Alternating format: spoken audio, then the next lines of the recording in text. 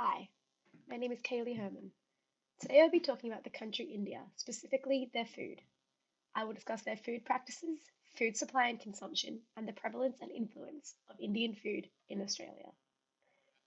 To introduce today's presentation, I will start with a few notable facts about India's food consumption, sourced from the FAO. In 2017, India had an estimated population of 1.3 billion. 33.5% of these people lived in urban areas with access to a wide range of food variation. In 2017, 190 million Indians were considered undernourished. That's 14.5%. Interestingly, daily energy supply was still 109%, meaning they were getting enough energy, just not enough nutrients. India's cuisine is anything but homogeneous. It varies dramatically from region to region. Religions have had a major influence on India's food culture, in particular, Hindu and Muslim. Muslim traditions brought about ways to cook and eat meat, while opposingly, the Hindus brought a vegetarian culture. Indian cuisine can be split into four regions: north, south, east, and west. East region has its own food practices, stemming from where majority of the migrants came from, what religion is dominant in that area, and what food can be sourced in that area.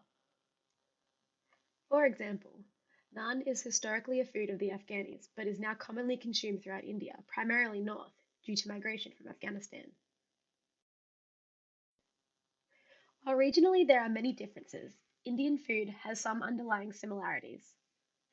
Most Indian mains have a similar preparation. They begin with frying onion, garlic, and ginger with desired spices, then adding the rest of the dish, such as meats, vegetables, or lentils.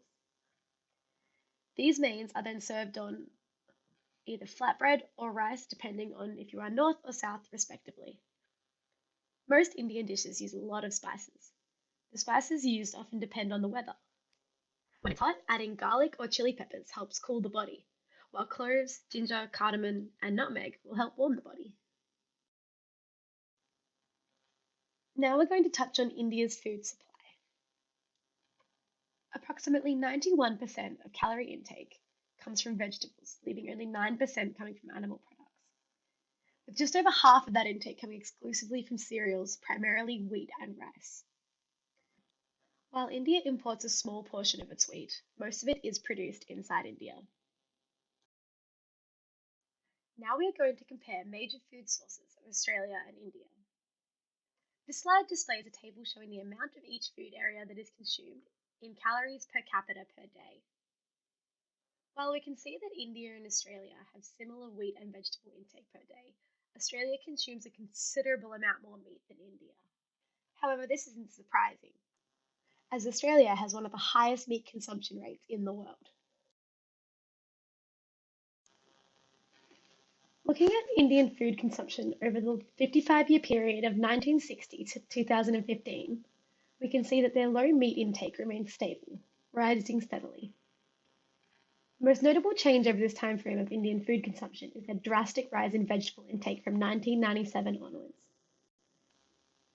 An analysis of changing food consumption growth in India suggests that this increase in vegetable intake is likely due to the increase in income per capita.